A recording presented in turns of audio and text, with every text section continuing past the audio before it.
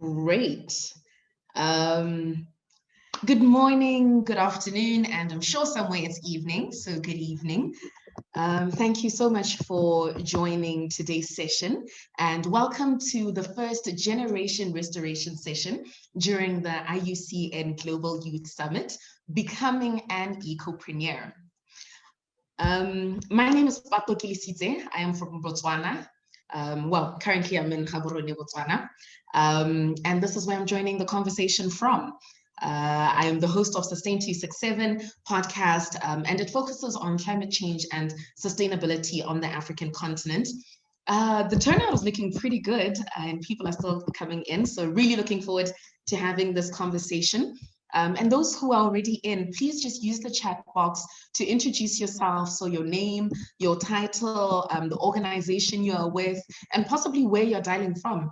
It'd be really exciting if we had, I don't know, let's target 10 countries on the call.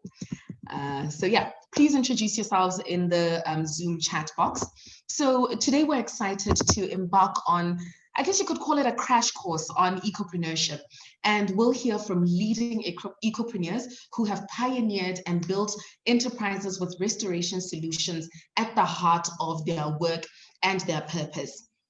We'll learn from their personal motivations, where to become an entrepreneur, the lessons they've learned in their journeys since they've started while growing, and the lessons they're learning now, and since they've become successful eco enterprises, and what systems change or innovations need to happen in order to accelerate a global ecopreneurship movement.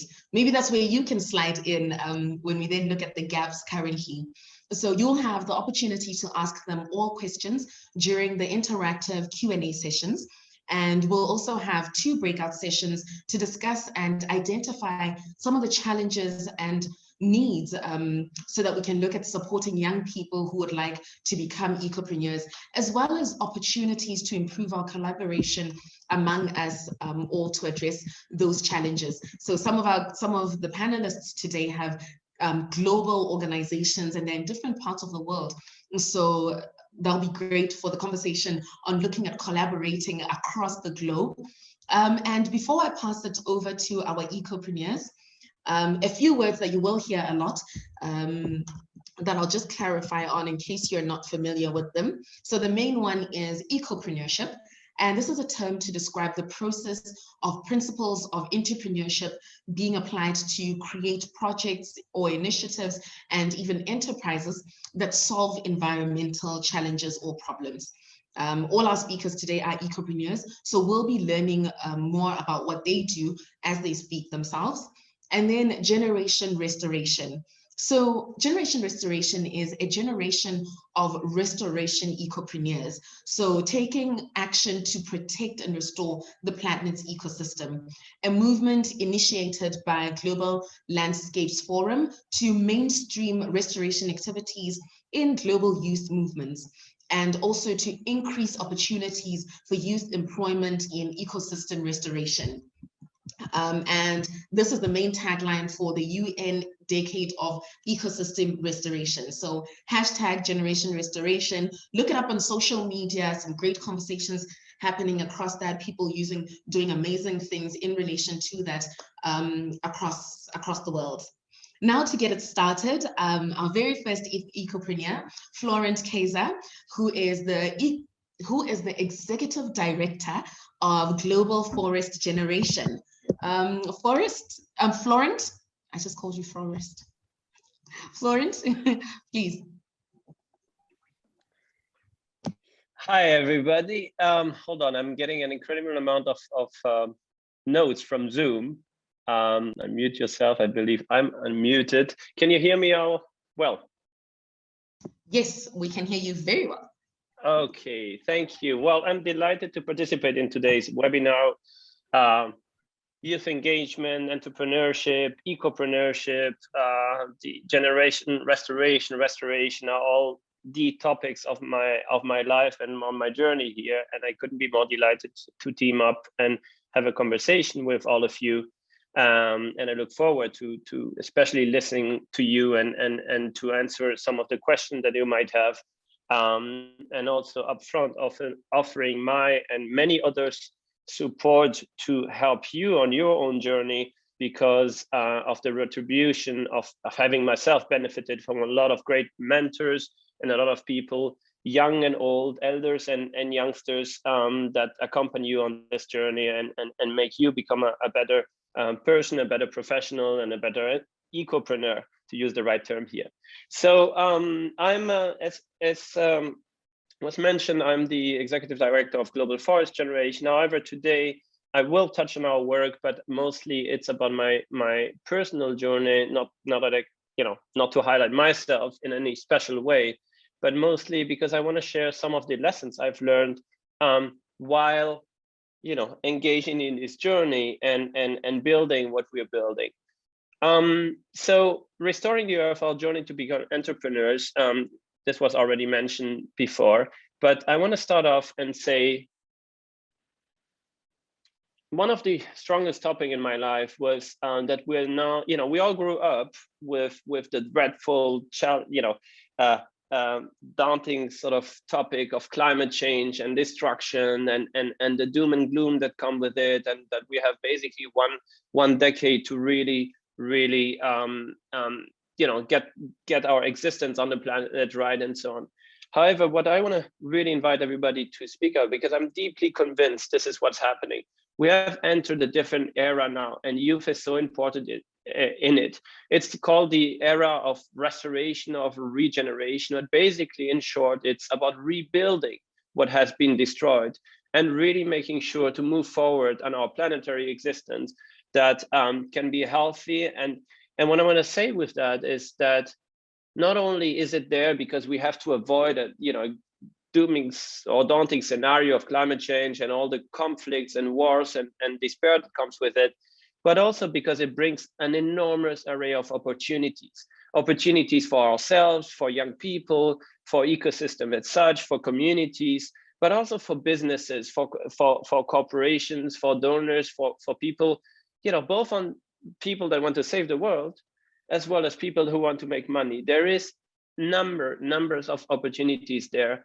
And the sooner we are able to transform society towards that, the more, A, the better we are off on simply put, saving the planet, but B, also the faster will we be on the journey of transformation and adjust the screws that need to be adjusted in order for us to continue to live on this planet in the healthiest and most abundant way. And the youth has a key role in it. The way we live, the way we think, what we aim for in our own life is defining a lot of what we can actually achieve and sort of the transformation that we need to do in this world. And also I want to highlight that never before we as youth had more powerful tools at hand, social media, the internet, communication, even the Zoom. I mean, think of a pandemic 100 years ago, or not even 30 years ago. Today we're able to host online events. Anyway, we have very, very powerful tool, and we ought to use it in the right way. The second, what I wanted to briefly, I want to say, becoming or being an entrepreneur is a mindset. For my personal story, I started off traveling the world when I was, I think, 19. I spent 5 years in Asia. I really wanted to discover everything that is related to forests. Forests are my big passion in life. I really wanted to learn as much as I could. I went to Asia, started working with big organizations, got really fast tired of it because I wanted to be more in the field. By chance and circumstances, I found two loves of my life, one being my partner.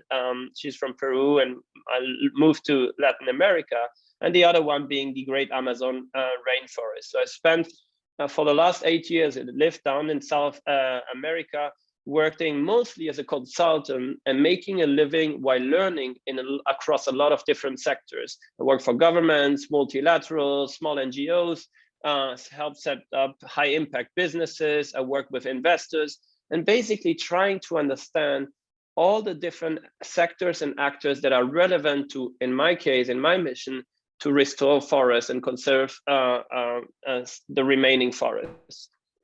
But I also realized we need that, that I need and that we need collectively to go way bigger. As it often happens, it doesn't happen magically, but in a number of circumstances, I really found the right people in the right moment. Today, 3 years ago, we have founded Global Forest Generation that is on a mission to really scale up forest ecosystem restoration globally. And GFG was part of the response that we need to act, and we need to act and think big, and we need to act right now. The science is completely clear. We know what needs to be done. We know we need to right now really dive in and massively scale up the solution that we know are working. And to be honest, so far, there's a growing momentum, but too few are doing this. There's not enough projects on the ground to really make a change at the planetary level. And when there are projects, they're still relatively small, or which is also a great thing, but quite often they don't receive yet the support that they need, whether it's partnership, whether it's financial support, whether it's institutional support. But this is starting to change. Our first success is a big program called Acción Andina. And basically what we are doing there, we are teaming up with local community leaders and local restoration leaders across the high Andes of South America, today in 6 countries. So you have the entire Andean chain, and it's heavily affected by climate change. Glaciers are melting, water security is becoming an issue. And we teamed up with people that are driving excellent projects on the ground and have been doing so for 5, 10, 15, 20, 30 years during their entire life. And we try to really understand, okay, what is missing for them to sustain and scale their model in a way that will not only benefit the local communities where they are, but also really act on as regional, have a regional impact as well as a global planetary impact. And we work now across, as I said before, six countries. We focus on building capacities on the ground within local conservation NGOs. We help establishing powerful partnerships with all sectors that are necessary, again, from governments, corporates, individuals, multilateral organization, everything that needs to be in place in order to move these projects forward. And we accompany these local leaders in their leadership roles. A lot of them are young people. A lot of them are also people that are ending their careers, but they're all driven by the same thing of really driving change on the ground. I would say one of the topics that has really accompanied us from day one is we need to do it, but we also need to do it right. And to date, I'm going to speak about tree planting because we use tree planting as within the growing sort of trend of tree planting organization. We use it as a powerful symbol. However, it's not enough just to plant trees. Tree planting has to be the start of a long journey towards restoring fully functioning ecosystems in the long term. When we speak about tree planting, we mean protecting existing forests. We need to first use tree planting where needed, where necessary, to accelerate natural regeneration of forests, and many more of the things that need to be done in order that these trees survive and eventually become standing forests and fully functioning ecosystems.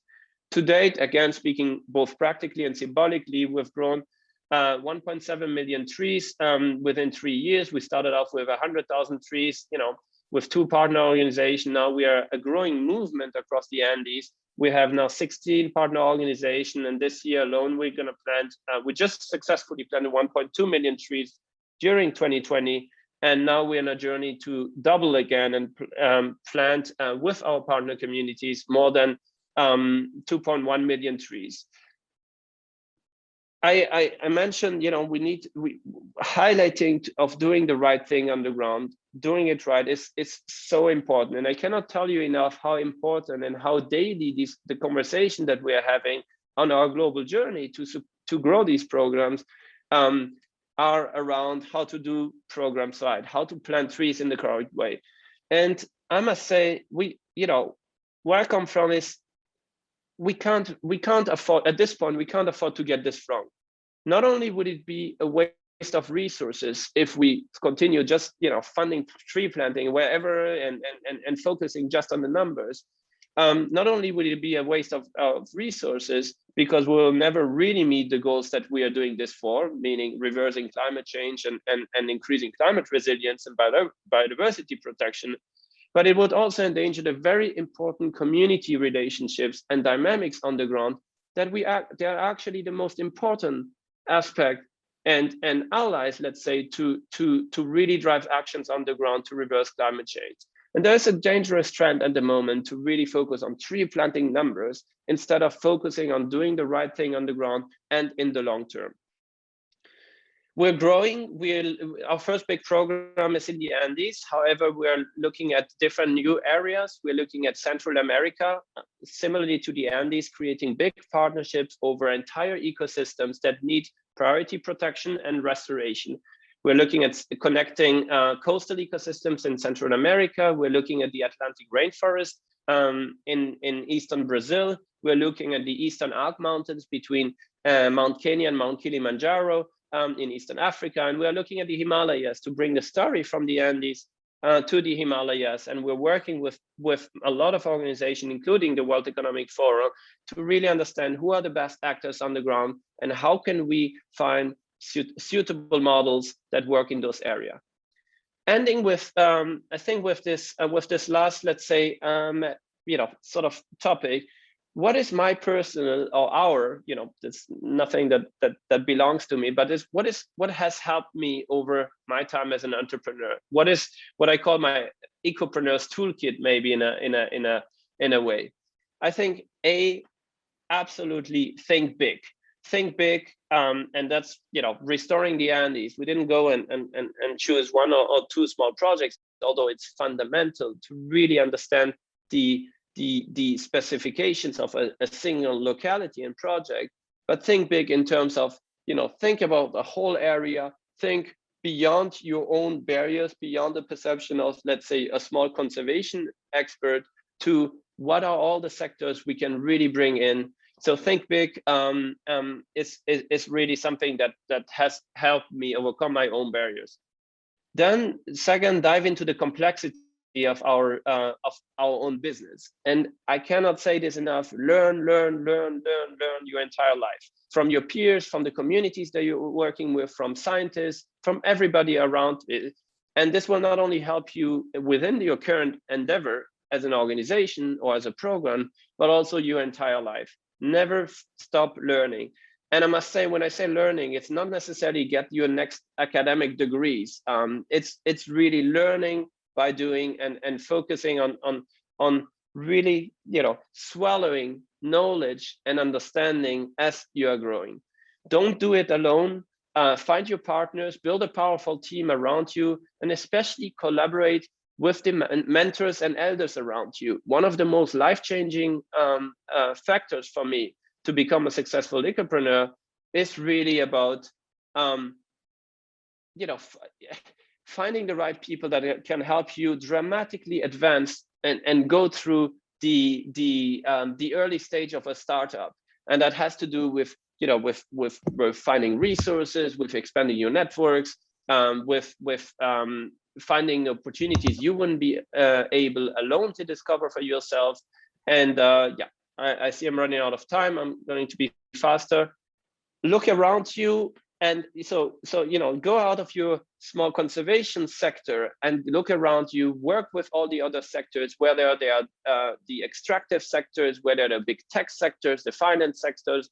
Really, you can learn a lot from them and learn from what motivates them. Try to understand it and bring it back into your programs in order to move them forward. Stay true to your own mission and add value to this space, but really also understand and anticipate obstacles, trends that may propel you forward. And the UN Decade on Ecosystem Restoration is a really, really powerful framework that propels whatever you do in ecosystem restoration forward in a way that wasn't possible before. Adaptive management, learning by doing, adjust your approach on the go while you're building it. and then collaboration. If you fall into the trap of competition, it's because we're not thinking big enough.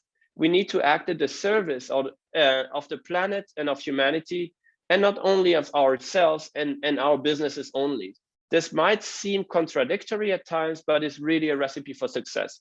And the last one is act now, invest and endure, build your life around your own mission. And I think, in my opinion, the rest will fall in line.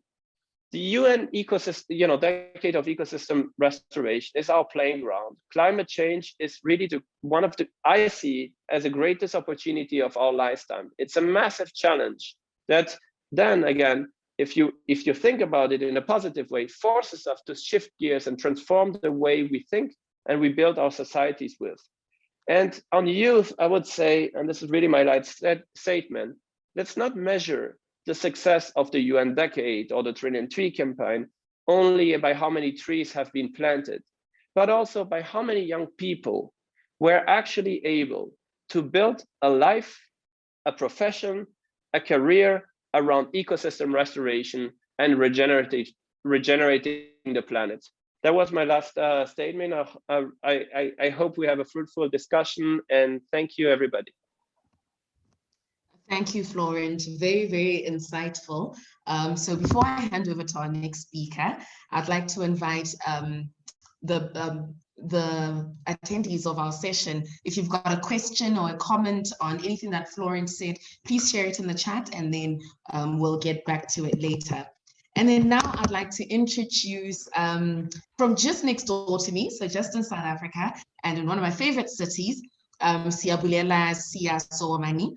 He is the founder of Nguni Nurseries. Siya? Hello. Hello, guys. My name is Siya. Siyabulela Sokomani, and I'm based in South Africa, in Cape Town, at the tip of Africa. That's where we're based. And what I do is we grow trees as a nursery and a lot of plant material. Our nursery name is Nguni Nurseries. So what we have done is to see a niche in the market of restoration, of greening, of planting trees and plant material, which includes shrubs, perennials, grasses, and some annuals, because with restoration, it's not only about trees, it's about other plant species, because we are restoring different landscapes. So different landscapes need different types of plant material. So this is why it's so very important for restoration practitioners, restoration NGOs, restoration organizations to take that into consideration, because we don't want to come back in 20 years and we have to remove trees and plants that were not meant to be planted in a certain landscape. So the right plant material for the right landscapes, no greening of grasslands with trees. Let's use local scientific knowledge of that area, and then we restore with the right plant material. So what Nguni Nursery does is we connect with nurseries, communities, and the environment itself, where large organizations don't have the time to set up nurseries, or even the communities don't have the resources to set up these nurseries. So we come in as a contract plant material grower, that we grow the right type of plants, the right type of trees, the right type of grasses, depending on the environment that we're doing it in. And we source the material within 7 kilometers of the radius of that area, so that we're keeping the plants endemic and indigenous, or in the world sense, native to that area, which is essentially what restoration is all about. Is about restoring with what was there before, meaning that we've got to put back species that were growing in those areas after that. So this gives large organizations a peace of mind when it comes to plant procurement, because people just assume that there's a lot of nurseries out there. and that there's a lot of plants, only to find out when they're going to horticultural nurseries that those nurseries are growing horticultural ornamental plants for beautification, for landscaping, but they don't necessarily fit a restoration project or a greening project. Then now you end up not meeting the numbers that you want to plant. So giving a nursery like us to contract grow trees specifically to the species that you want and are from that region, then makes it easier for the project to reach its goals. We often hear of 1 million trees that are going to be planted in Kenya, in South Africa, or in Indonesia, wherever, but we never really look into how were those trees procured? What was the process?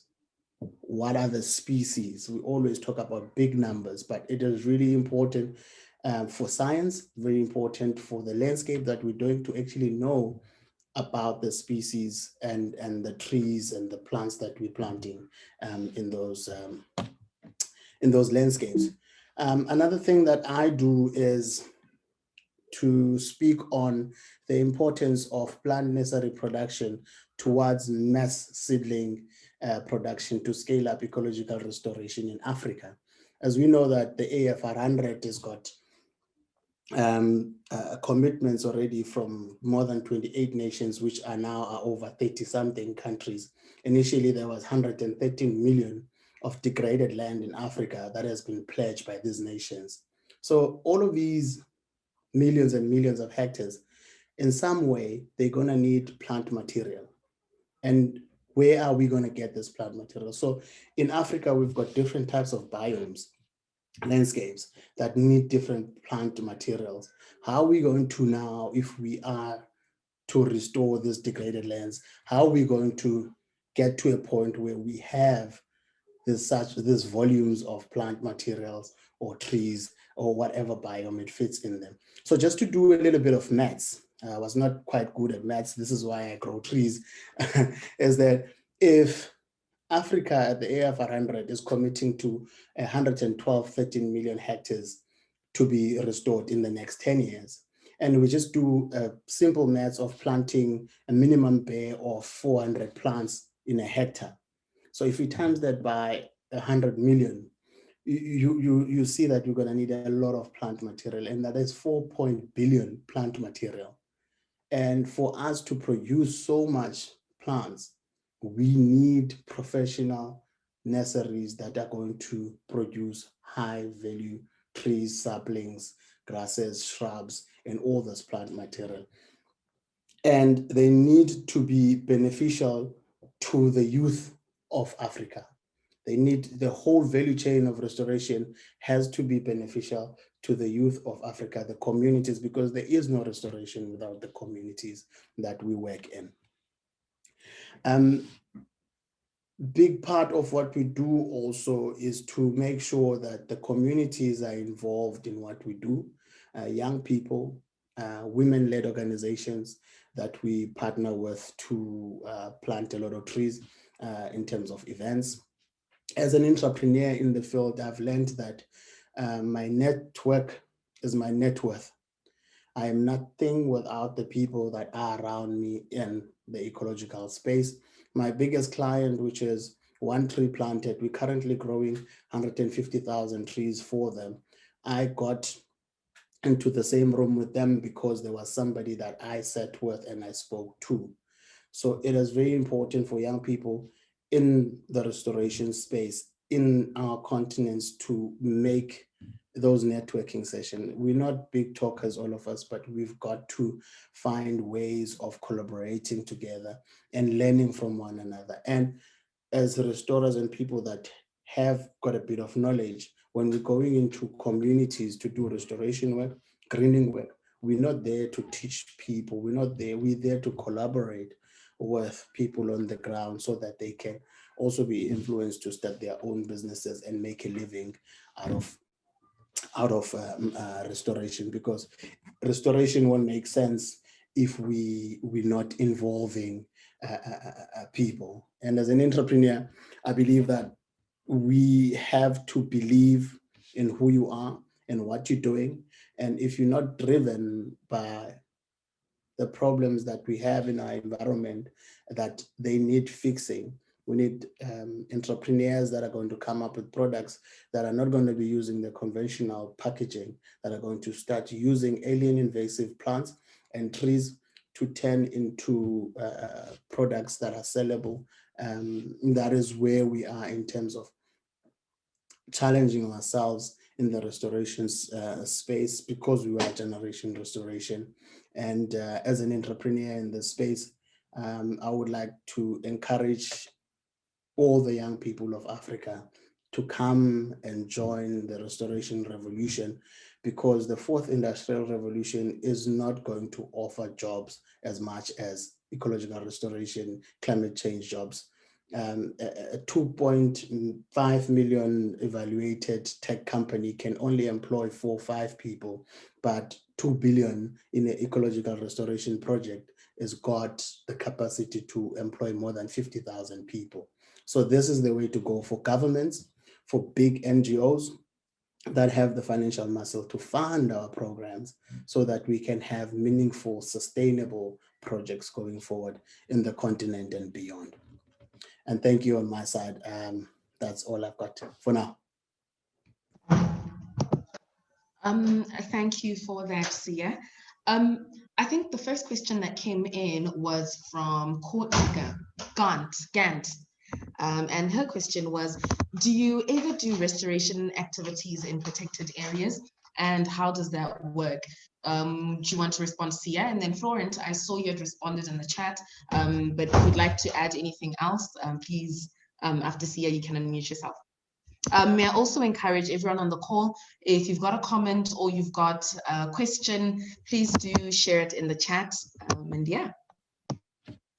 Okay. Protected areas are very, very, very sensitive areas of work. We do quite a lot of work with reserves. What is really important there is your stakeholder engagement protocol and your way of communication with that, because there is no way you're going to do any restoration work or greening work without having all the stakeholders agreeing into the direction of your or the goals of the restoration project that you have. And a lot of work that is being done in the restoration space is happening in protected areas because they're more controllable. There's more sustainable programs within a reserved area that has got people looking after it, and whatever plant material and fauna that is put there tends to be or has more percentages of being sustainable. I hope I'm answering that question. Thanks, yeah. Florence? Thank you. I would say absolutely. And building on what Nuni has said, you know, wherever it makes sense to do restoration the right way, and that is really by working with the local communities and working to understand the ecosystem, it makes sense. Now, protected areas may or may not be quite artificial in some ways. Some are really, really, you know, have resources, have a clear management. Some are really areas that you don't even see the boundaries, let's say. And within those boundaries, there's a lot of opportunities and there's a lot of threats. The way we work with protected areas, let's say, is we really make sure we understand, and when I'm saying we, this is through our local partners. In fact, we're learning from them, but really to understand the drivers of deforestation and what are the threats to those protected areas, and then finding strategy to reducing those in order to accelerate natural regeneration where it needs to be. Where I would say we limit what we do in protected areas is we limit, let's say, active planting too much. We really want to have protected areas as an area of self-regeneration, of giving of course the liberty to the ecosystem to really go its own way, but trying to remove the threat from the outside. Yeah. think there's a word for that. It's slipping my tongue. The one for where instead of planting the trees, you just kind of let it grow back. Courtney, I hope your response, I hope they answered your question. My next question would be, what are the key items to consider when planting a tree without being overwhelmed? A lot of what we've spoken about today has been, sorry about that. A lot of what we've spoken about so far has been very technical. I mean, Florent, you do this as a business, you do it at a huge scale. The same goes for Sia, you do this at a significantly larger scale.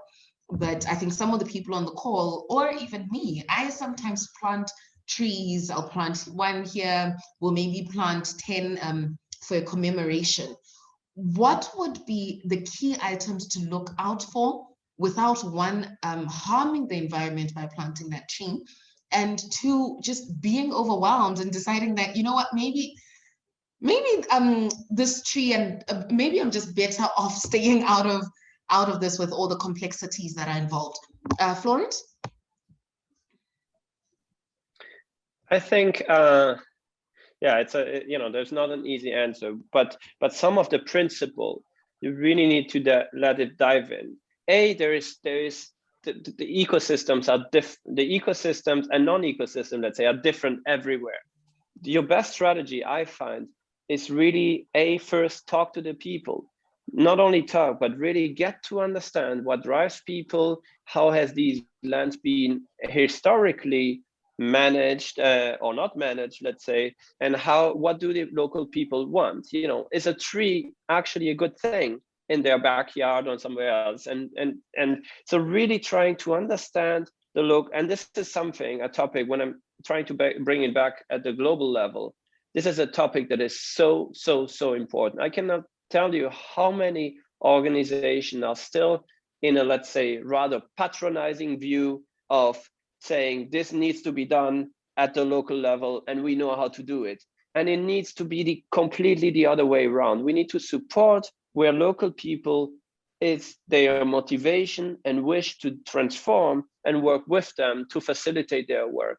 And so, again, I'm not sure I'm bringing the most practical answer to it, but by really taking the time to deep listening and understand the locality of things is, to me, the single most powerful, let's say, approach to get it right. I do think that. Oh, please go ahead, Sia. Sorry, but I think Florent just put it out. That's we see the tree planting as the end, kind of like fancy Instagrammable moment, whereas there is the background work that requires us to do stakeholder engagement, land ownership, land rights to whatever you want to do. Where are you going to be planting the trees? Where are you going to be putting the infrastructure of your restoration project? And restoration is not about planting trees alone. Humongous aspect of restoration is about restoring people, restoring ourselves, to connect with nature and to connect with ourselves, to connect with other fauna that is out there, other living beings on earth. Just the planting of trees and planting of planting material is just the cherry on top. So this is why years where even lots of money is spent on people who mediate between communities, because there's ethnic battles when it comes to these areas that we planting in, and there's trees that are significant culturally, and you can't be planted in a home. So if you coming with a Western way of thinking and not understanding the way of indigenous people, and if you're taking indigenous people's knowledge out of the restoration context, then that product is due to fail. Because without the people, restoration is 1, community, 2, community, and 3, community. We've got to engage with communities to know the historical, Florent just said it, historical relevance of the land, even that dates back centuries. You can get that from local people before we can actually do the actual planting. So let's take away the fancy part of planting the tree. Yes, it is important for us to plant the trees. It is important for us to raise the funding for us to grow the trees and to have this value chains of restoration that brings jobs. But let's engage. Okay, engagement. I'm just hurt that that you're bashing the gram. Do you know how cute planting a tree looks on the gram? Guys, do it for the gram. And I really like where this conversation is going. I think we can revisit this later when we have the second Q&A. The idea of land rights. We have a growing problem currently in Africa of people losing ancestral land because of this whole idea of replanting trees for carbon capture, but that's a conversation that we will visit later. We will now be going into breakout rooms, and maybe you could even start there with the idea of land rights in the breakout rooms. So in our discussions, we're going to identify and discuss the challenges and the needs for more ecopreneurship. So if you're aspiring to be an ecopreneur, if you're already an ecopreneur, what are some of the challenges that you face that possibly people coming after you should be aware of and possibly start to prepare for? And what's needed in the space? We'll have a Google Jamboard. I think Lauren is going to share the link if she hasn't yet. I've also noted some of your questions. We'll be coming back to those when we come back from our chat. So yeah, identify and discuss challenges and needs for seeing more in ecopreneurship. Lindsay, not Lauren. Please save the link to the Jamboard, and I think we will be taken to our breakaways shortly.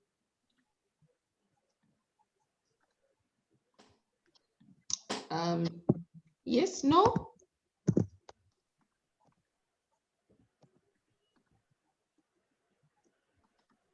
Okay.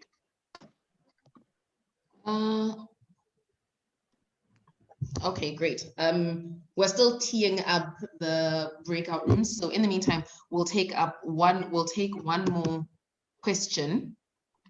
And the question was, the last question that came in was, do you think that in a massively transformed urban space, will it still be possible to push restoration activities as a landscape design approach so as to encourage native biodiversity and thrive? I think this question is very important because a lot of us stay in urban places, so it will inform a lot of our decisions.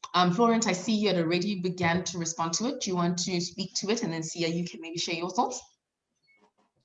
Yeah, it was a very short answer, but I think absolutely, I'm deeply convinced of that. And the reason why it's not happened is it's because a lot of the people have not yet, because there was a focus traditionally on different roles of a city and so on, have not yet, the people planning the cities and you know, in the urban areas have not yet the understanding of the opportunities and benefits that lie around restoring ecosystems and all the services that it actually brings to the urban cities. And I would say as entrepreneurs, that's a very good case of where we need to start. So again, planting trees is one thing, but we are seeing that in order to plant trees and they become ecosystems, we have to educate everybody from the donors to the multilaterals. We speak to the UN, the World Economic Forum, to local people. So it's really try to solve the problems. It starts with the vision, but then we have to do so many more things that we originally anticipated in order to get there. And this is a perfect example, you know, work with municipalities, thematize, show the benefits, try to set up pilot projects. And yeah, there's a lot of things there. Thanks for that. I think on my side, because I'm in Cape Town and there's a lot of landscaping, architecture, landscaping going on. And what has been a problem to me as a person who works in the horticultural space or has worked in the horticultural space is that landscape architectures are the influences of the industry. So if they design green spaces, they design them with 6 different type of trees.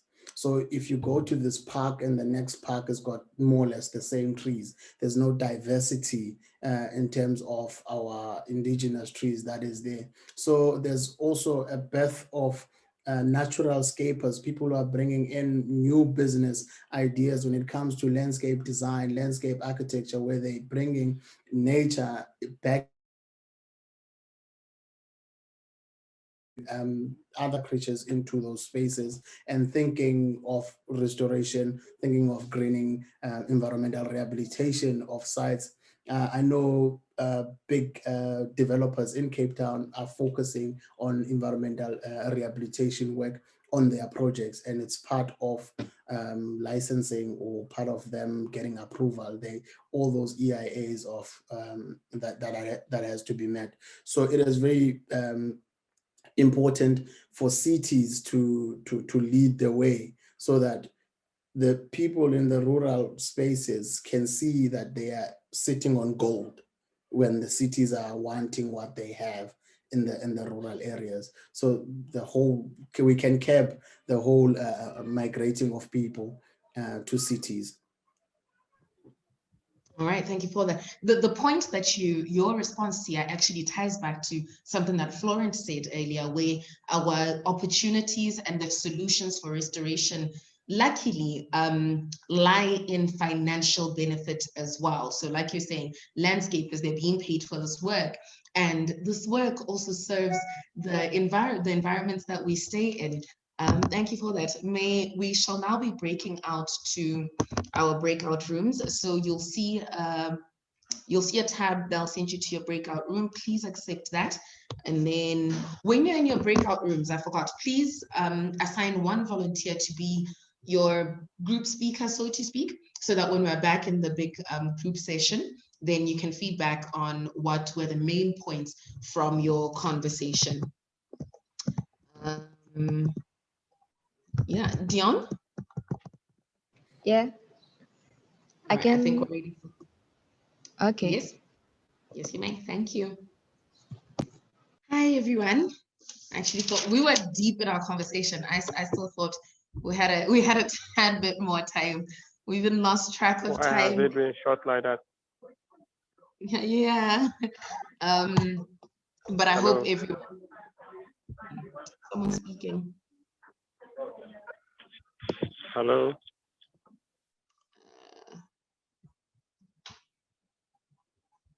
I think maybe. Great. Abdul, maybe if you could mute yourself. All right, great. I hope everyone had as insightful a conversation as we had. We actually didn't even get to needs. We're still at challenges, but we'll look over that a little bit later. Actually, before we do, how many groups did we have? I think maybe if we could just take the lead from each group to maybe share the key items, key challenges and needs from your group. So maybe you can just list them as compared to going into conversation, going into detail so that we capture all of them. So breakaway room 1, 7 groups, great. Breakaway room 1, please unmute yourself if you were responsible for breakaway room 1. Going once. Breakaway, we were. Yay, raise Michaela. How do we know what breakaway room we were in? Michaela, you were 1. Oh, we were? Okay, good. I wasn't sure. So ours was mentorship and giving youth opportunity to talk with other ecopreneurs, and also inform and working with Native communities and making sure to have that communication and links with the communities that you're working within. Thank you for that. Michaela. So mentorship and engaging communities, I think, would be the key ones that I took away from there. Breakaway room 2.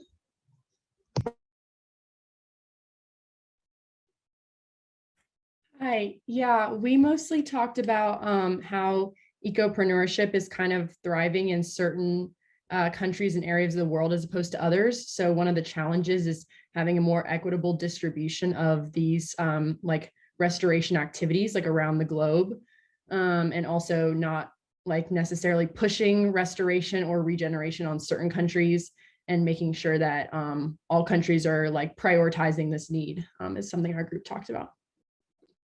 All right, thanks for that, Courtney. Equitable distribution. Group 3, breakaway room 3, sorry. Pato, I think there were nobody in the group 3.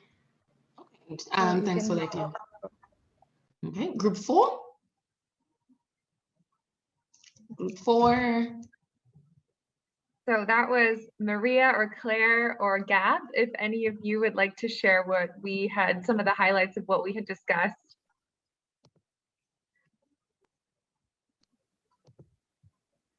Don't be shy now.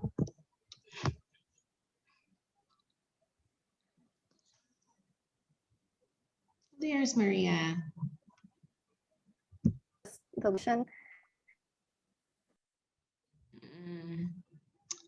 Maria, we're struggling to make you out.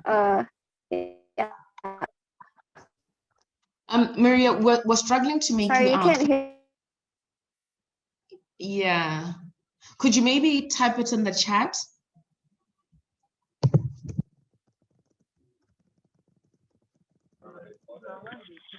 Are we still waiting for others to join? Then group 5.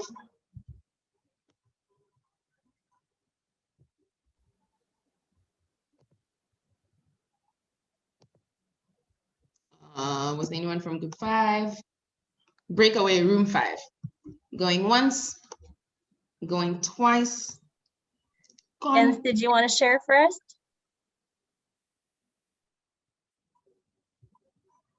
Kenneth or Ellen, and if not, I can jump in, but please do. All right. Yeah, no, our group really sort of discussed, what's already been said, really sort of good communication is sort of the main challenge, and that's communicating with everybody. That's, with your partners, but also, the public relations, and it's all well getting support, but another challenge is getting that support to be long term. You need the people who support you to be within you for the long game, and sort of maintaining that good relationship with everybody is the main challenge that we discussed. Yeah. Thank you for that. Sorry.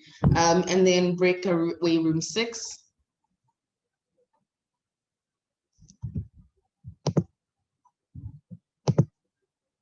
Anyone from breakaway room 6?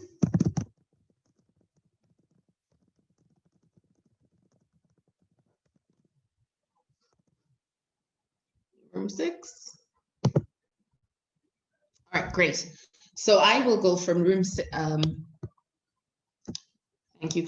Please also just keep an eye on the chat. Some people are sharing from their groups in the chat, and quite a bit of insight there. So with group 7, we were first at challenges, then we lost track of time. And the main thing, the one thing, well, not the one thing, but we highlighted a couple of things, but the one that we talked around quite a bit,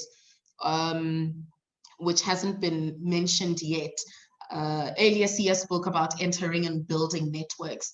And one of the challenges that the people in my group spoke about is just entering those networks to begin with. A lot of them are working as silos because they just can't find those existing networks of people who are working within the same space. So how do you become part of that community? How do you enter that community where you can then collaborate and work together? And then the second challenge that was said by half our group was communicating the importance of investing in eco solutions. So they're facing the challenge of people who just want, and politicians who just want to consume and consume and consume, but aren't interested in restoration. So those are two of the challenges. And then group 8. Wait. Okay. So group. Do you want to go, Laura, or should I quickly? You can go for it so I can take notes. I think we were very bad students, so I'm not sure we followed exactly the question, but we talked a little bit about how to start, how getting started, how to follow a mission, how to really dive in and make a difference for yourself and sort of navigate and trying to find your own path, and also how this links or may not link to formal education, and how programs in formal education may be adding value. However, how a lot of them are actually not really yet providing additional tools for an entrepreneur. So that's a little bit what we discussed in broad senses. Sounds like a really informative group, a very naughty group, but sounds like you had a really rich conversation. So for that I'll forgive you. And then moving on to our next Ecopreneur. Moving on to our next Ecopreneur, joining us, we've got Derek Emsley, and he is the co-founder and the CEO of Tentree. Hi, Derek. Thanks, Pato. Appreciate it. Hey, everybody. So excited to kind of chat with everybody about what we're up to at Tentree. So, by way of introduction, my name's Derek, and like Pato alluded to, I'm the CEO, co-founder of Tentree. And so Tentree is, for those that don't know, we're a lifestyle apparel brand, and we plant trees for every item that we sell. So at Tentree, we plant 10 trees for every item of clothing that we sell, and we do our best to make the most sustainable product that we possibly can. So we started the business about 9 years ago. And from the outside looking in, we're very much an apparel brand that plants trees. But from the inside sort of looking out, we actually view ourselves more as a tree planting company that happens to sell apparel. And we started the brand about 9 years ago with the goal of planting 1 billion trees. And to date, we've planted over 55 million trees and counting. We partner with amazing groups like Florent all across the globe to help us kind of bring this planting to life. We travel to the sites, we visit the projects, and we do our best to partner with organizations that are creating really impactful restorative change in countries all across the globe, like Madagascar, Senegal, Nepal, Canada, United States, Mexico, and areas in South America as well. So I've got a couple slides here just to tell you a little bit about Tentree and our philosophy, and then provide some context about sort of like what we've learned in sort of our journey here as Ecopreneurs, and then as well just talking a little bit about some of these systems and changes that are making it actually a really thriving opportunity for people all across the globe to step into the ecopreneur space. So, my background was in tree planting. So when I was in high school, my brother and I started a tree planting company. We planted about 150,000 trees just outside of our hometown in rural Canada with the idea of selling carbon offsets. It was 640 acres of land that couldn't grow anything, and we planted 150,000 trees on it, and we saw the incredible impact that it had to in just that area. So all of a sudden, in an area that couldn't really grow anything, animals were coming back, and it was this thriving sort of ecosystem. And we kind of left that experience and said, we really want to do something to continue that project. We really want to do something that allows us to continue to plant trees. But what we kind of came to this idea is that we don't want to build anything that's based on, that's out of our control. We want to build something that's a brand that we can continue to grow and scale and use that brand as the vehicle to plant trees. And so for us, that was really the birth of Tentree.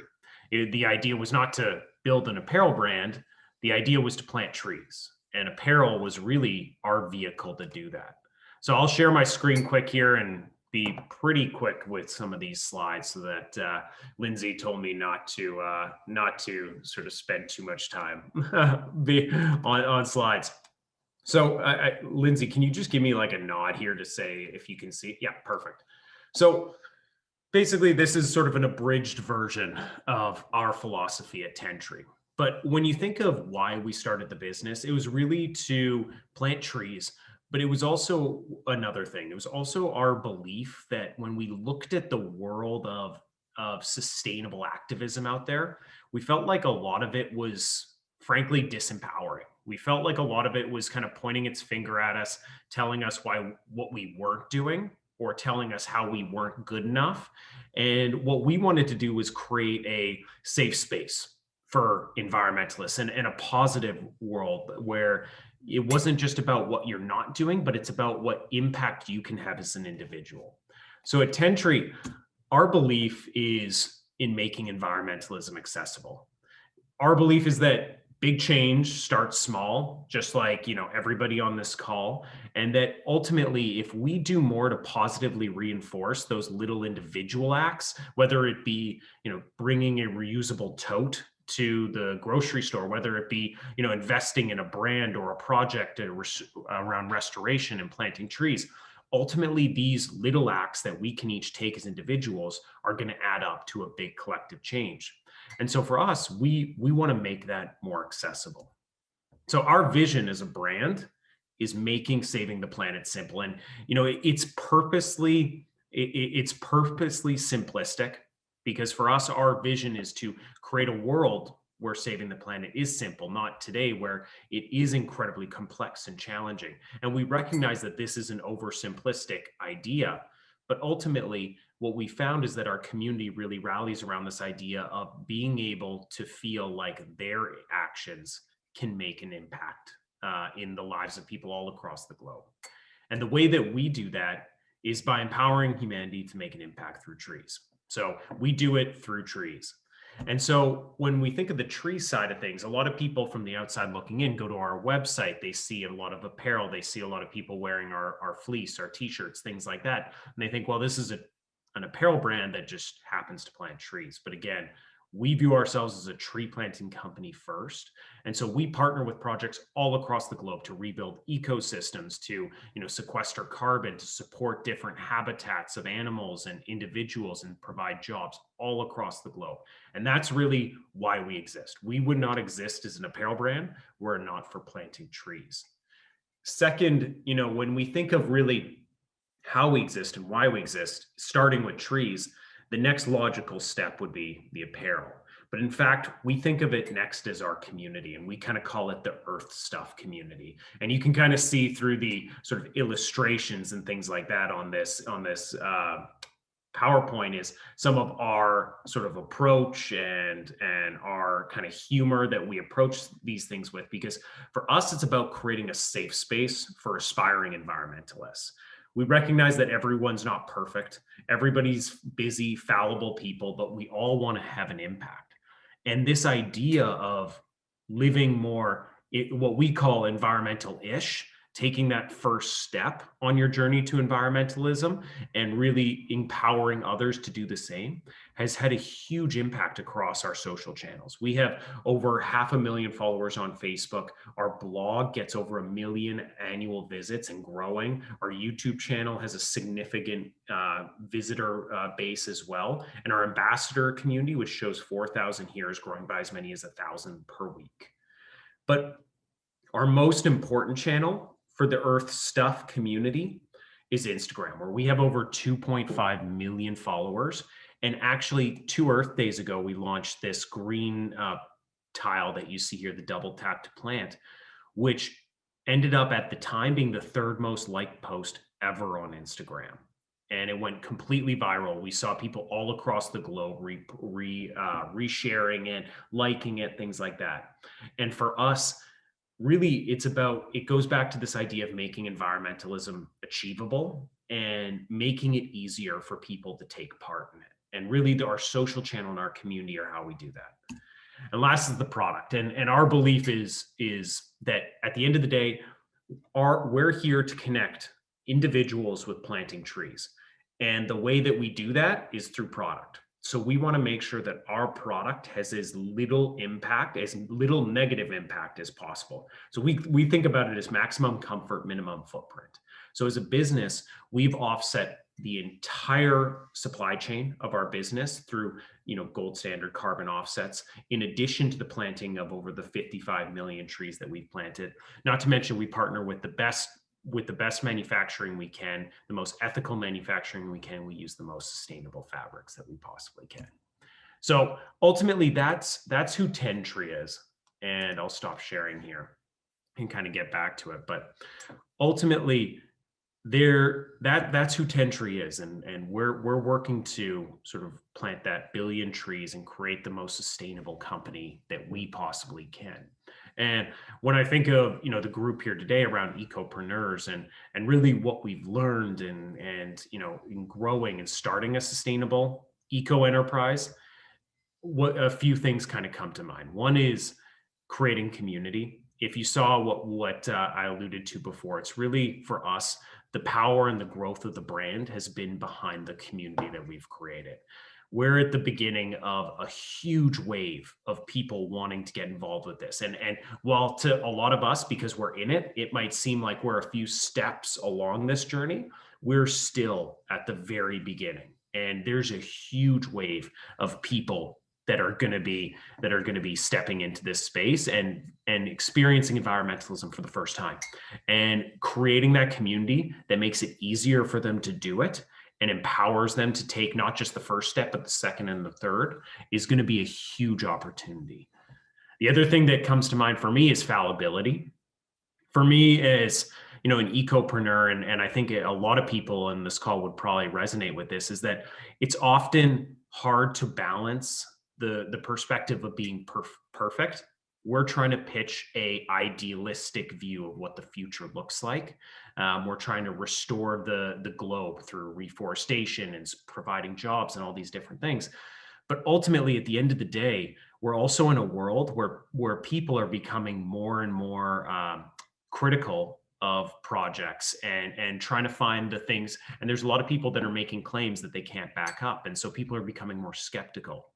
One of the things that we've always believed at Tentree is that we embrace our fallibility, and we enroll people in the journey that we're going on, and embrace the fact that we're not perfect, rather than trying to present this image of perfection.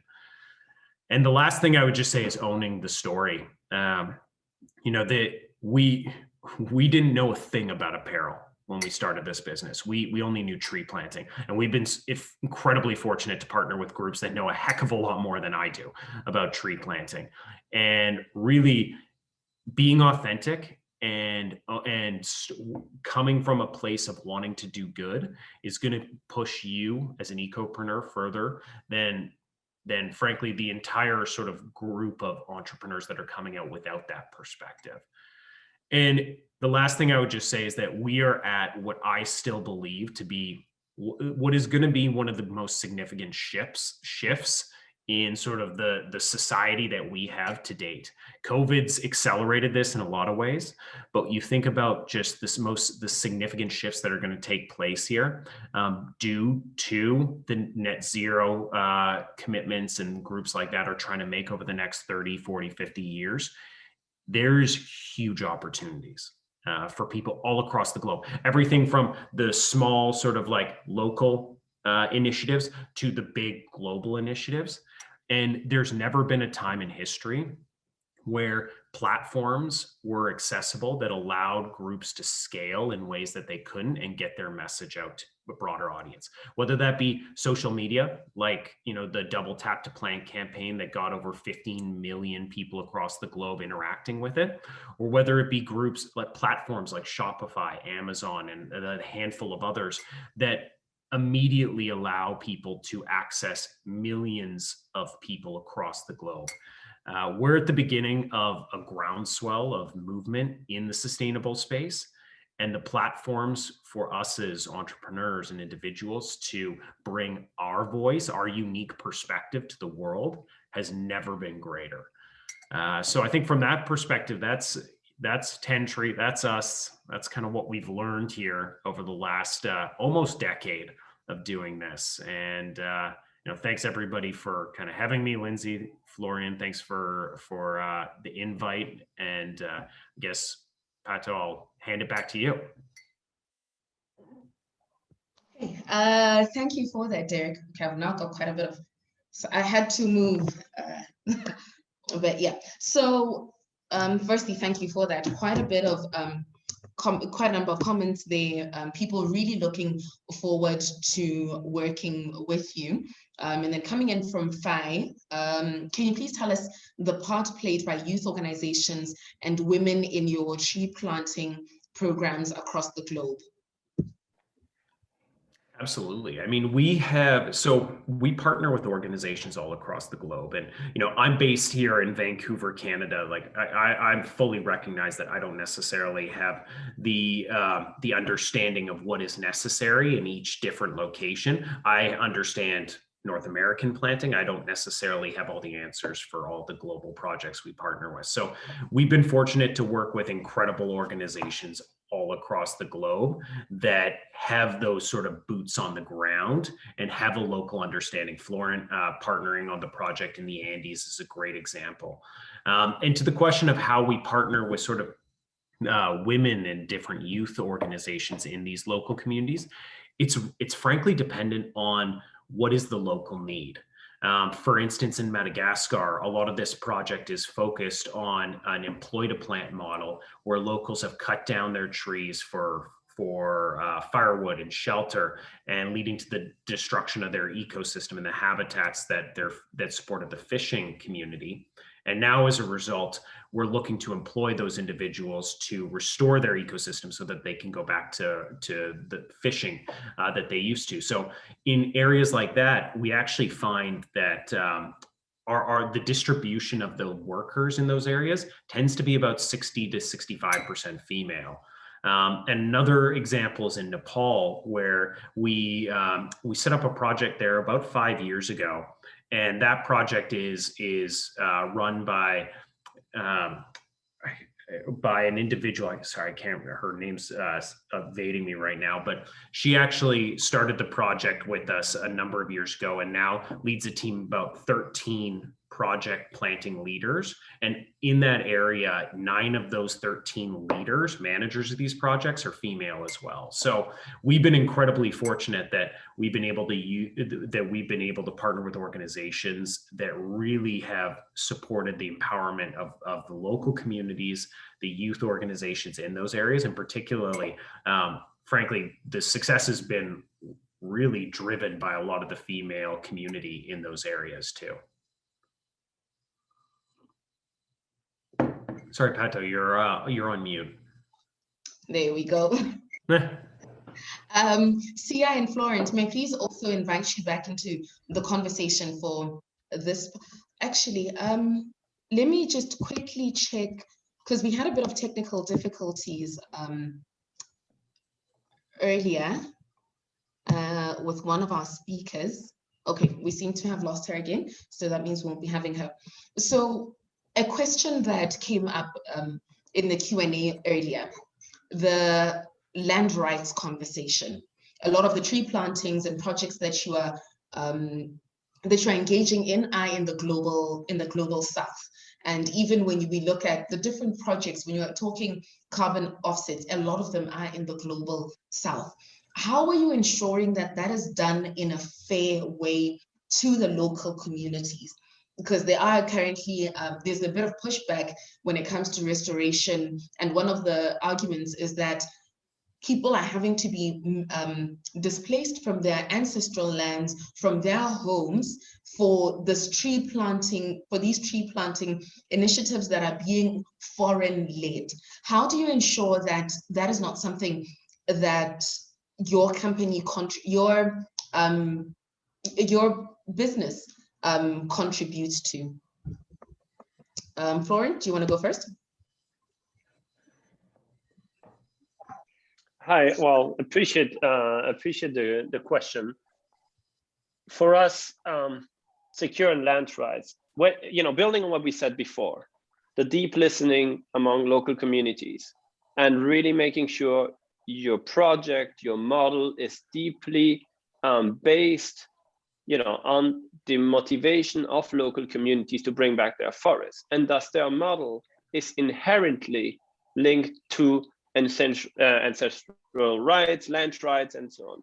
However, on a more practical basis, for us, planting trees, as again mentioned multiple times, is really the cherry on top. Before that, protecting standing forest. How do we do that? Well, community management of these forests, but at the start, it's really helping communities. In the high Andes, for example, the first starting point is to actually, in order to create protected areas in areas where forests are left, you first have to help communities recognize, get their lands recognized. And it's happening all over the world for indigenous communities that still today in official state registration don't appear on any map or any registration and so on. So we are helping communities from A to Z in a way to drive forward what needs to be done, and protecting their land and recognizing their land titles is fundamental. But I think, again, it's very much part of this whole approach of that deep listening, the making sure at the local levels the projects are right. And if we are not able, as a business, as an international funders and whatever, if we're not able to do that, we're prone to fail. And we might be able to do 100 millions of trees and all of that. However, they will never grow into an ecosystem. Thus, we will have failed with our goal in the long term. So yeah. Someone in our group earlier spoke of there's situations where they plant trees and then 2 to 3 years later, when the tree is grown, the communities come and chop it down, because to them, they're just like, well, they gave us more firewood. Sia? Yeah, I think on my side, I think we should go back to what I said earlier on, that restoration is about community. And if we, I've seen this with the West, and it has happened 100 years, 200, 300 years ago, when it's like it's happening again. The cycle is coming, where all this funding that is now, the world is we're awakening to restoring and environmental awareness programs that are being funded. Now the banks are starting to sign the checks, and there's a huge rush for us to meet these goals. And there's boxes that these financing houses we've got to tick. So that is very dangerous. As much as we need financing, as much as we need all the support, as a person that is on the ground, that is doing the actual planting of the seeds and raising these trees, it is very dangerous, because this big money comes with rules and regulations that we must meet these goals. And with that, when you rushing for money and rushing for things to be on the ground, then the sustainability of the project is then cut, and the relations between you as the project leader as the funder are not in touch with the community on the ground. It's in South Africa, where land is a very sensitive issue. Less than 3 decades ago, this country was different from what it was. It was in an era of apartheid, where land was physically taken, and 30 years in human years is 30 seconds. So those wounds are still there. In my lifetime, I've been displaced. So those are very sensitive, and especially when you're going to be putting financing in communities, money can fuel a lot of bad things. And this is why you're finding communities being displaced in their own homes, not by the companies or the NGOs that are putting in the money, but by governments in those countries, by organizations in those countries. But the source of those people being displaced is because of the inflow of restoration money that is coming in because of restoration, of the decade of restoration. So we have to go back to our why and do things the right way. There is on the website, there's lots and lots of stakeholder engagement glossary that you can get, even on the GLF website, where how you go about doing this and on the ground. We need to educate ourselves that stakeholder engagement is far important, and maintaining those trees once they're planted so that they're sustainable is the end goal. Thank you for that, Sia. Derek, how do you, within your organization, please speak to that, the land rights question? Yeah, I mean, I think it's been, the two here have covered it really well, and provided a lot better perspective than I could. I think, what the point that I would add is, this is for no matter what, it starts with the sort of like the consultation that Florin talked about. And for us, a really important key piece that we focus on is the education of the local communities into sort of why tree planting is important. Pato, you talked about how, in 5 years, this could just end up with somebody coming in and cutting down the trees if they're not supported effectively. We incorporate guard endowment work into our financing as well. But really, at the end of the day, it just highlights the need for an organization like us, who is ultimately a funder of a lot of these sorts of projects, to partner with incredible groups like these to really find true projects that are doing real actionable work that is sustainable long term. And because it was alluded to, which is like the wave is happening, and people are coming around to this idea that we need to restore our ecosystems, we need to protect and conserve. But if this isn't done effectively, where the worst thing that could happen is in 10 years we celebrate the trillionth tree being planted, only to find out 1 billion of them survived, or in fact not as many got planted as we thought. And so I think realistically, it sort of putting on the hat of being a funder in a lot of this space, which our business sort of tends to be, it's really about, first and foremost, finding incredible organizations like these guys to partner with, because they're the ones that are really have the local infrastructure, the local know-how, or having these consultations and making sure that the work we say is happening in a restorative, sustainable way. Thank you for that, Derek. And speaking of people on the ground, can I please, I'm going to share in the chat, there's one panelist who was on the lineup. Unfortunately, she couldn't join us due to technical difficulties, but that's Ariana Deyun, the founder of Forested Foods. And she owns, they do vertically integrated agroforestry in Ethiopia. Please look her up, phenomenal work. And then, so we might finish a tad bit earlier, and then taking it right back as we wrap this up, looking at what people will be, looking at the last thoughts that people will take away from this conversation. First one, where to start? That's a question that wasn't answered when we spoke of earlier. As an ecopreneur, what's the first thing that people should look at doing? Because starting is very difficult. Even when we were in our breakout session, Sia, earlier you spoke of building networks, and the people in our session were very frustrated. They were like, we're completely outside these networks. We don't know where they start, where they end. We're completely outside. What would the first thing for someone on this call looking to become an entrepreneur be for them? What would the first thing for them be to look at? So on my screen, you're in this order, so I'm going to keep going in this order. So that's Florence, Sia, and then Derek. Can we reverse? I'm always the first one. Okay, next time you get to be last, okay? Next we're gonna go this way. But for now, it's my party. So you get to go first.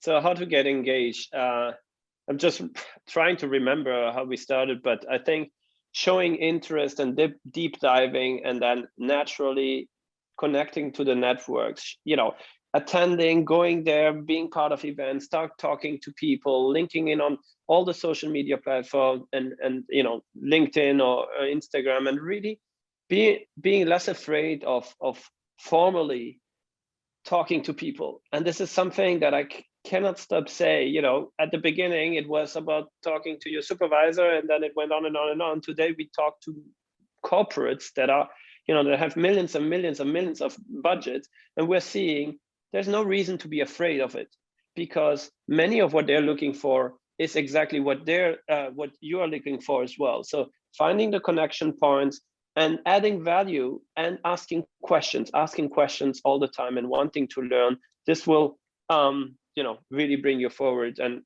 any who wants, you know, to connect with us, if, you know, shoot me an email, connect on social media, we're responding and we'll help you to get to the next network. And for us, that's, I don't know, that's the way we do it in a way. To advocate for Florence method, Sia and I actually met a week ago, and I just shot him a DM on Twitter. I was like, I think the work you're doing is incredible, and we had a call on Saturday. So shoot your shot at someone who you think is doing incredible work. Maybe the next week he'll be on a panel at IUCN. Sia? Okay, cool. I just want to share one thing quickly. Just following Derek's comment about in a few years' time, we can think that we've planted 1 trillion trees, but we haven't even planted 1 billion trees. In South Africa, when we had the hard times 100 years ago, the Great Depression, the government at the time decided to bring in eucalyptus trees, gum trees into South Africa to help the farmers have wood products to provide them, to grow trees so that they can have wood products so that they can get out of the Great Depression. Fast forward to 2019, 2017, the figures were 6 billion rands a year just to eradicate alien invasive trees. A year, every year since 19 something, we've been removing those trees because they are destroying our hydrological systems. They are in our rivers. They're not as controllable as they thought they would be. So a lot of damage could be done with what we're trying to do with the planting of trees. So it is very important to plant the right tree at the right place, the right tree, the right plant for the right landscapes. I think the starting of ecopreneurship goes a long way with your heart and what you see and what you can bring into your environmental landscape.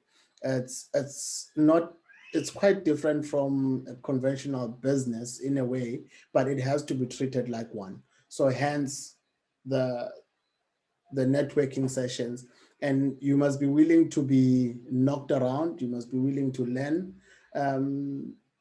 Elon Musk didn't go to school for rockets, but he read a lot of rocket books. So it is very important to also read up about what you want to do. Tree planting, there's a whole lot of, for you to know Latin names of the indigenous species and know and get to know, if you want to be in the nursery business, then you've got to commit and give your hours to that craft. And just don't stop. I come from the ghettos of Khayelitsha in Cape Town, and everything that I have, what I'm wearing, where I'm at right now, is paid through by planting of trees. This is all I've done all my life, and it is possible to change your life as an African person that is from a rural area or to an informal settlement if you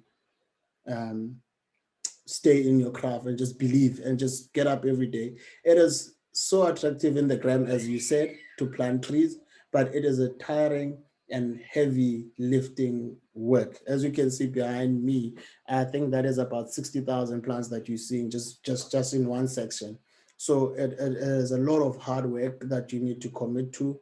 Your irrigation can be broken at 1 a.m. in the morning and you've got to rush and be there. You can lose 80% of your germinated seedlings.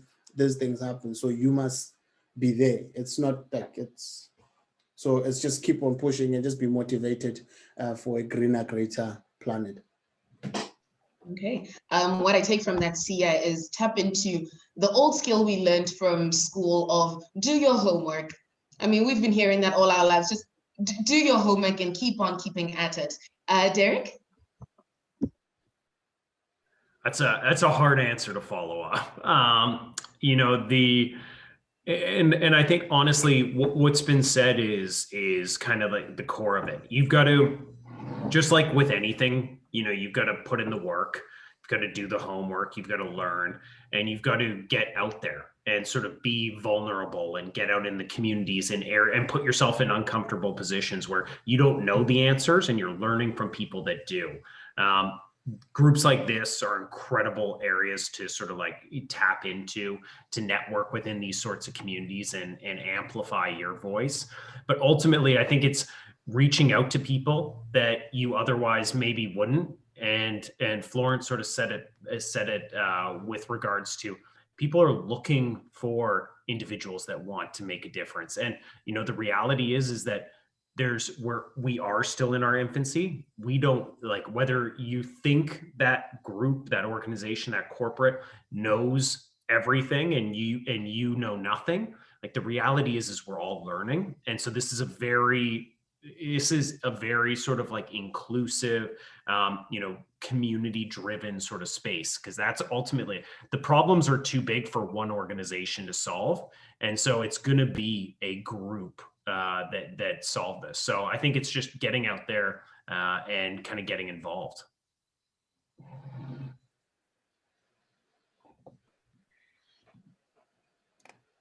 Oh, okay.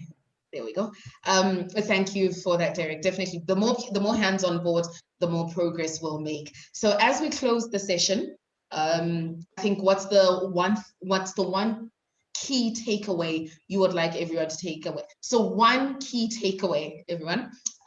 Florent, you win this time, so expect something profound from you. You're going to get to go after everyone. So yours needs to be profound. I need to want to go and tweet it. Derek, the one key takeaway you'd like everyone to take away. You're muted. Sorry. Oh God, I'm glad you didn't put that pressure on me.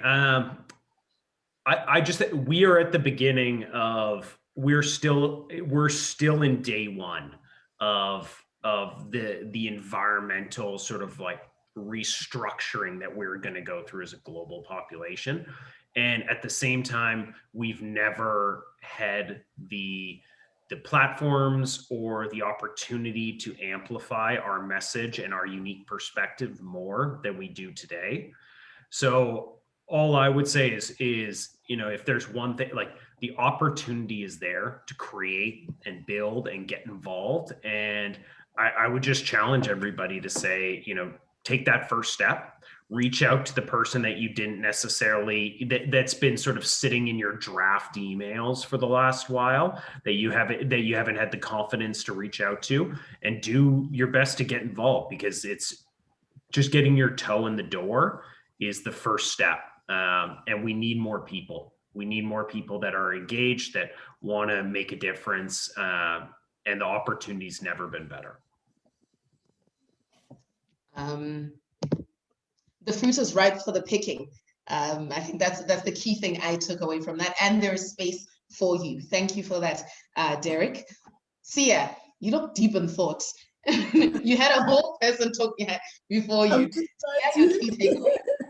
Yeah, it's one of those. It's one of those, and I've got plenty of things to say, but I'm just going to focus on production plant nurseries as my takeaway point, because I own one, and I see our role as being very significant in scaling up restoration efforts in Africa. And across the world, production nurseries are very important for getting this plant material, because we offer viable seeds and keep seeds back. Because we might talk about it, but it starts from a seed, it starts from a cutting. So we need trained advice on plant species. And without that, we are doomed, as I just explained now about the eucalyptus problem that we have in South Africa. We need professional assessments of endemic and indigenous native species that needs to be planted in specific areas. Otherwise, we're going to be playing and come back to the same spot to destroy those trees, because they are taking away our water, which is a high commodity in Africa. You know, nurseries, they offer horticultural expertise to fasten up growth, because we don't have time. This is the decade of restoration. So we need every skill that we have horticulturally to produce those tree saplings, there's grasses, there's plants, there's perennials, there's shrubs, you know, and the quality has to be superior, because sustainable trees come from, superior quality seedlings. So let's ensure contract growing of plant species are grown to specifications, and we're just not buying inferior plants and trees just for us to tick boxes. So we need to professionally grow those trees and offer training to individuals that need the horticultural training for them to produce these trees. And can we please not forget that without our native communities, we don't have restoration. And restoration is not about trees, it's about improving livelihoods of people like myself that are able to provide for their families, able to provide for their communities and create sustainable jobs. I employ about 14 people, and in all access, when we're doing planting events, there's in the access of 50 people that are employed in our value chain, and that's just one nursery. So we need to get to that point where we put in professionalism in our plant production. Thank you. Yeah, those were a lot of one things, but thank you for that. In closing, I feel like you 110 and Nguni could have like a brewing romance there, but we'll shelve that. Florent, your moment of wisdom. No pressure. The one thing. No, I think, I won't have the perfectly cooked, it would be a little bit too artificial. But I would say, I would like to thank you so much for this meaningful conversation. I think one of the most meaningful thing I can say, I would love to continue with everybody in this room and with many, many more thousands of people out there doing the same thing, to continue this conversation. So how can we continue working together through the World Economic Forum, through the UN Decade, through the Global Landscape Forum, to IUCN, to have these meaningful conversations, inviting your friends, and really go on and share our collective knowledge to build. That's the one thing. Then a couple of other things that I've seen over and over, and I mean them very profoundly. The acting now, getting out of your own fears and really starting on whatever the scope of your outreach is. Starting now and inspiring people to come on board of your mission and their mission oftentimes is something, you could drag sometimes for years and years and years until you think you have the perfect approach, but you would only find out when you're actually doing it. And that's something, it took me years to actually believe in myself to really get started. And the last thing I want to mention is, let's not waste our time right now. It's not a matter of succeeding professionally. It's not a matter of coming up with the best business ideas and getting famous and rich and so on. It's really about the future of ourselves, of humanity. And if we are already in that space and recognize that, we have the responsibility to act to the best of our capacities. So, let's be humble about it and get to work.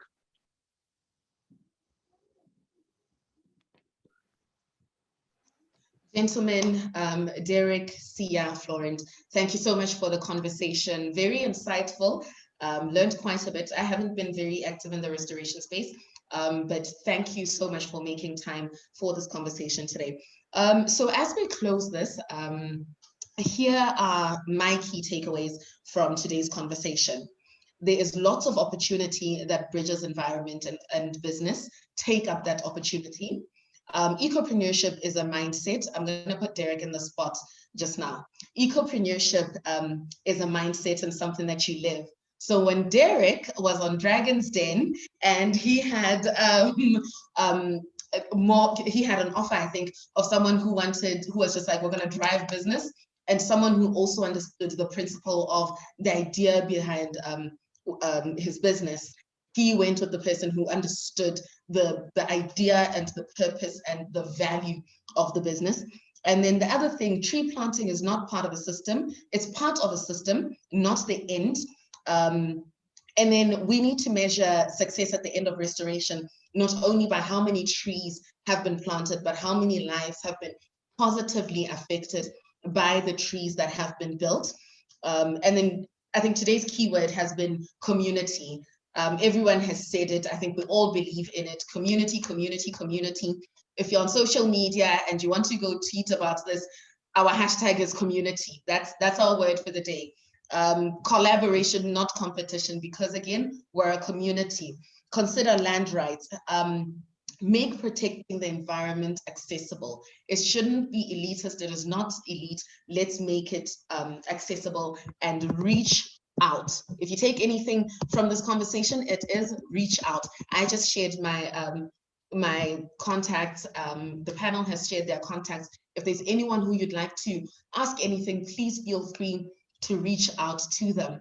And then speaking of wanting to be part of the network, we've got the upcoming launch of Generation Restoration Youth Challenge that will launch on Uplink next Monday to support the global youth ecopreneurship movement. So if you've got an idea and you don't know where to start, that is a great place to start. You'll get mentorship, you'll get resources. So definitely do check that out.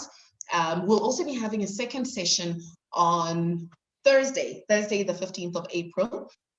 Please just make sure you RSVP for that. And with that, we come to the end of our session. Thank you so much for joining. Looking forward to connecting with all of you again and possibly having you here as successful ecopreneurs. Take care.